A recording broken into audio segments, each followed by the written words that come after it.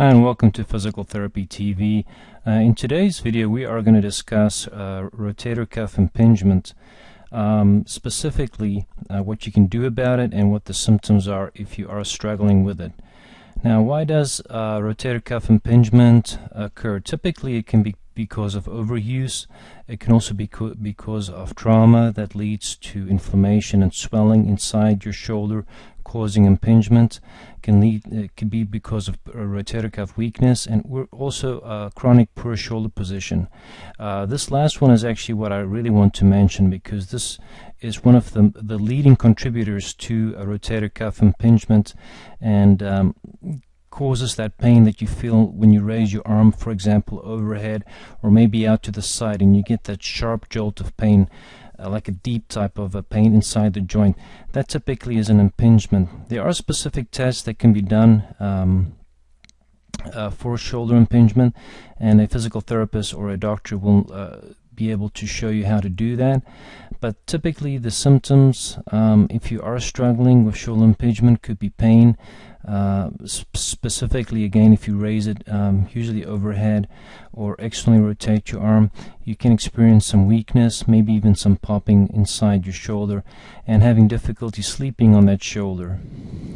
Typically, the types of shoulder pain, to just give you an idea, if you raise your arm up in specific directions and you can pinpoint the pain in a specific location, that could be an indication of an impingement or a rotator cuff tear. Typically a tendonitis or bursitis would be just palpable tenderness to the shoulder area, whether it be in the front, the middle, or the back.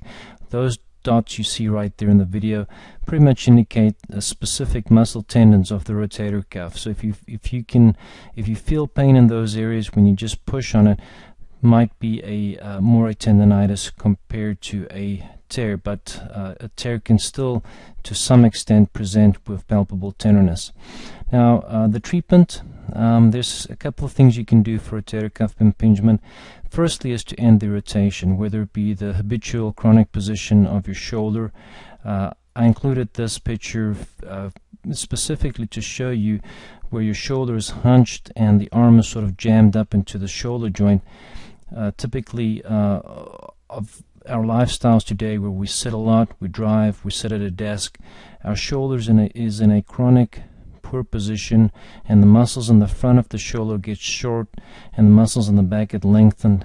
Combined with that loss of range of motion, weakness in the muscles occur, which leads to all sorts of shoulder problems, including tendonitis, impingement, and eventually a rotator cuff tear.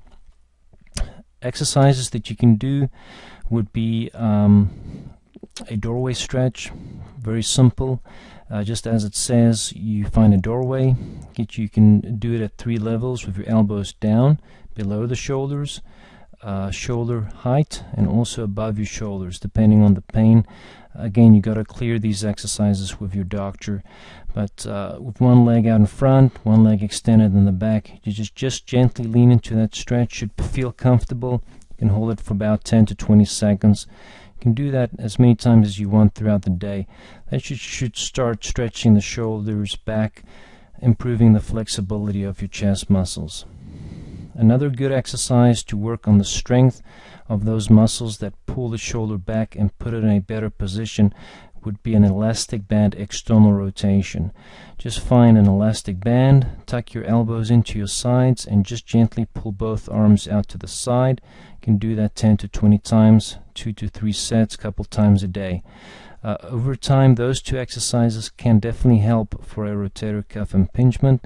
We do offer some more helpful tips. You can check out the link below this video or go to theshoulderreport.com. We have some free tips and information for you there. Again, thank you so much for watching, and we'll speak to you soon.